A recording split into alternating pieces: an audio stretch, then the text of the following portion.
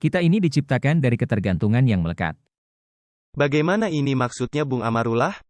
Ketika masih berupa janin dalam rahim ibu kita, maka pasti janin itu tergantung dan menggantung pada rahim ibu kita. Tali gantungan itu yang berupa saluran makanan dari ibu kita ke dalam kita yang masih dalam beg dan menggantung pada rahim ibu kita.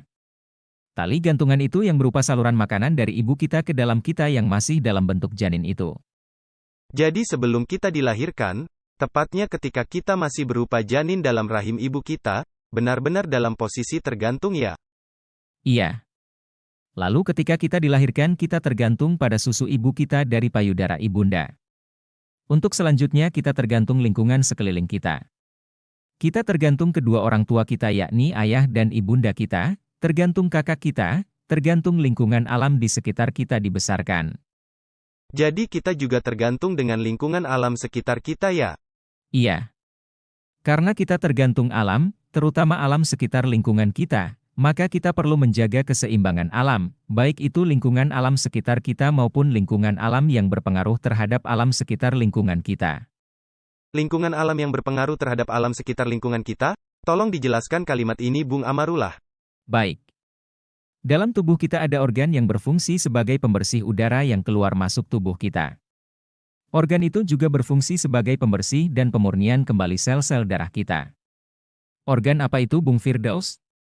Menurut yang saya difahamkan, organ itu adalah paru-paru kita. Iya. Kalau tubuh kita memiliki paru-paru, maka bumi ini memiliki hutan-hutan terutama sekali hutan-hutan di daerah tropis sebagai paru-paru bumi. Artinya hutan-hutan di Nusantara ini adalah paru-paru utama bumi ini. Namun hutan-hutan di Nusantara udah banyak banget yang gundul. Disinilah masalah yang sedang terjadi di bumi kita ini. Sekarang bagaimana kita menyelesaikan masalah ini Bung Firdaus?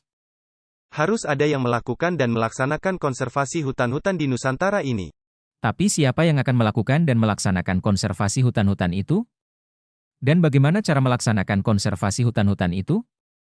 Bagaimana menurut Bung Amarullah? Harus ada lembaga yang mempunyai konsep pelaksanaan konservasi hutan-hutan secara konkret, bertahap dan berkesinambungan.